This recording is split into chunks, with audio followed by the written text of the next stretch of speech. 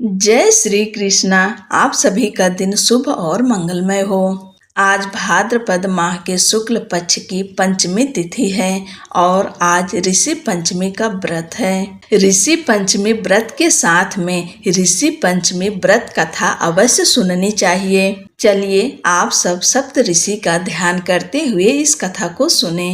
सतयुग में विदर्भ नगरी में सेनजीत नाम का राजा हुए थे। वह ऋषियों के समान थे। उन्हीं के राज में एक कृषक सुमित्र था। उसकी पत्नी जयश्री अत्यंत पतिव्रता थी। एक समय वर्षा ऋतु में जब उसकी पत्नी खेती के कामों में लगी हुई थी तो वह रजस्वला हो गई। उसको रजस्वला होने का पता लग गया, फिर भी वह घर के कामों में लगी रही। कुछ समय बाद वह दोनों स्त्री पुरुष अपनी अपनी आयु भोग कर मृत्यु को प्राप्त हुए। जयश्री तो कुतिया बनी और सुमित्र को रजस्वला स्त्री के संपर्क में आने के कारण बैल की योनि मिली, क्योंकि ऋतु दोष के अतिरिक्त इन दोनों का कोई अपराध नहीं था। इसी कारण इन दोनों को अपने पूर्व जन्म का विवरण याद रहा। वे दोनों कुतिया और बैल के रूप में उसी नगर में अपने बेटे सुचित्र के यहाँ रहने लगे। धर्मात्मा सुचित्र अपने अतिथियों का पूर्ण सत्कार करता था। अपने पिता के श्राद्ध के दिन उसने अपने घर ब्राह्मणों को भोजन के लिए नाना प्रकार के भोजन बनवाए। जब उसकी स्त्री किसी काम के लिए रसोई से बाहर गई हुई थी तो एक सर्प ने रसोई की खीर के बर्तन में विष वमन कर दिया। कुतिया के रूप में सुचित्र की माँ कुछ दूर से सब देख रही थी। पुत्र की बहू के आने पर उसने अपने पुत्र को ब्रह्म हत्या के पाप से बचाने के लिए उस बर्तन में मुंह डाल दिया।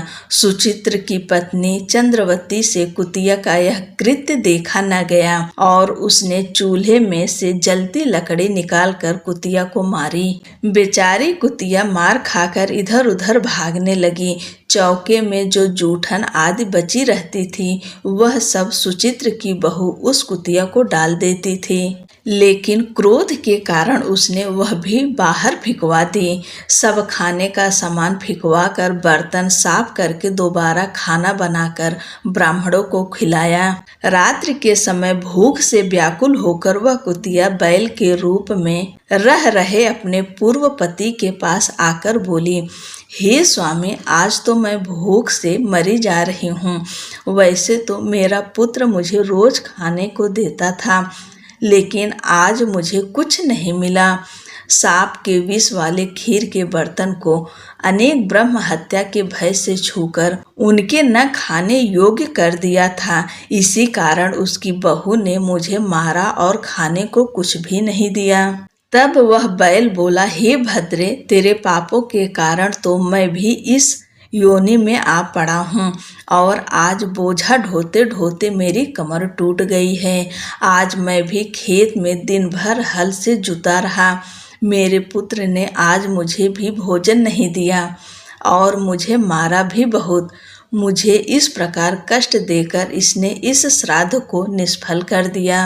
अपने माता पिता की इन बातों को सुचित्र सुन रहा था। उसने उसी समय दोनों को भरपेट भोजन कराया और फिर उनके दुख से दुखी होकर वन की ओर चला गया। वन में जाकर ऋषियों से पूछा कि माता पिता किन कर्मों के कारण इन नीच योनि को प्राप्त हुए हैं और अब किस प्रकार से इनको छुटकारा मिल सकता है। तब सर्वतमा ऋषि बोले, तुम इनकी मुक्ति के लिए पत्नी सहित ऋषि पंचमी का व्रत धारण करो तथा उसका फल अपने माता पिता को दे दो। भाद्रपद महीने की शुक्ल पक्ष को मुख शुद्ध करके मध्याह्न में नदी के पवित्र जल में स्नान करना और नए रेशमी कपड़े पहनकर अरुधंती सहित सप्त ऋषियों का पूजन करना। इतना सुनकर सुचित्र अपने घर लौट आया और अपनी पत्नी सहित विधि विधान से पूजन व्रत किया। उसके पुण्य से माता पिता दोनों पशु योनियों से छूट गए। इसलिए जो महिला श्रद्धा पूर्वक ऋषि पंचमी का व्रत करती हैं वह समस्त सांसारिक सुखों को भोग कर वैकुंठ को जाती हैं। एक बार फिर से आप सभी को ऋषि पंचमी की ढेर सारी शुभकामनाएं। जय श्री कृष्णा, राधे राधे।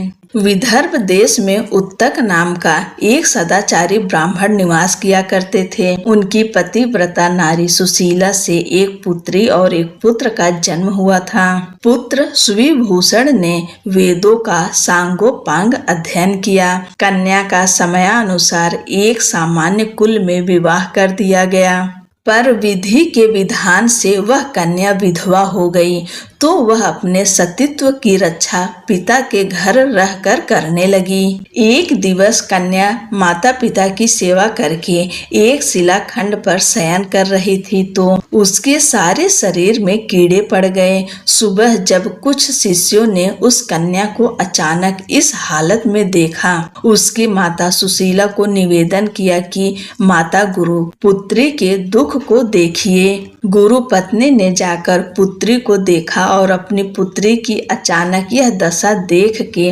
नाना प्रकार से विलाप करने लगी और पुत्री को उठाकर ब्राह्मण के पास ले आई। ब्राह्मण भी पुत्री की दशा देखकर अति विस्मय को प्राप्त हुए और देखी हुए तब ब्राह्मण ने हाथ जोड़कर कहा, महाराज, यह क्या कारण है कि इस पुत्री के सारे शरीर में कीड़े पड़ गए।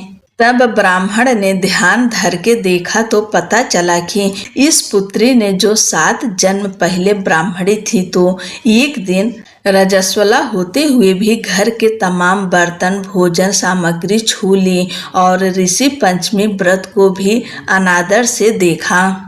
उसी दोष के कारण इस पुत्री के शरीर में कीड़े पड़ गए, क्योंकि रजस्वला वाली स्त्री प्रथम दिन चांडालनी के बराबर व दूसरे दिन ब्रह्मघातनी के समान और तीसरे दिन धोबिन के समान शास्त्र दृष्टि से मानी जाती है।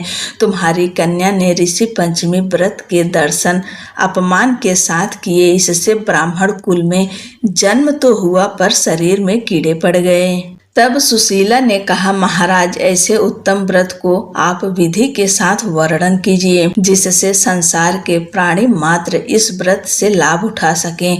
हे सहधर्मिणी, यह व्रत भाद मास के शुक्ल पक्ष की पंचमी को धारण किया जाता है। पंचमी के दिन पवित्र नदी में स्नान कर व्रत का धारण कर सायंकाल सप्त ऋषियों का पूजन विधान से करना चाहिए। भूमि को शुद्ध गौ के गोबर से लीप कर उस पर अष्टदल कमल बनाकर नीचे लिखे सप्त ऋषियों की स्थापना कर प्रार्थना करनी चाहिए। महर्षि कश्यप, अत्रि, भारद्वाज, विश्वामित्र, गौतम, जमदग्नि, वशिष्ठ महर्षियों की स्थापना कर आचमन, स्नान, चंदन, फूल, धूप, दीप, नैवेद्य आदि पूजन कर व्रत की सफलता की कामना करनी चाहिए। इस व्रत को करके उद्यापन की विधि भी करनी चाहिए। चतुर्थी के दिन एक बार भोजन करके पंचमी के दिन व्रत आरंभ करें। सुबह नदी या जलाशय में स्नान कर गोबर से लीप कर सर्वतोभद्र चक्र बनाकर उस पर कलश स्थापना करें। कलश के कंठ में नया वस्त्र बांधकर पूजा सामग्री एकत्र कर अष्टदल कमल पर सप्त ऋषियों की स्वर्ण प्रतिमा स्थापित करें। फिर षोडशोपचार से पूजन कर रात्रि को पुराण का श्रवण करें। फिर सुबह ब्राह्मण को भोजन दक्षिणा देकर संतुष्ट करें। इस प्रकार इस व्रत का उद्यापन करने से नारी सुंदर रूप लावण्य को प्राप्त होकर सौभाग्यवती होकर धन व पुत्र से संतुष्ट हो उत्तम गति को प्राप्त होती है। आप सभी को ऋषि पंचमी की ढेर सारी शुभकामनाएं। जय श्री कृष्णा, राधे राधे।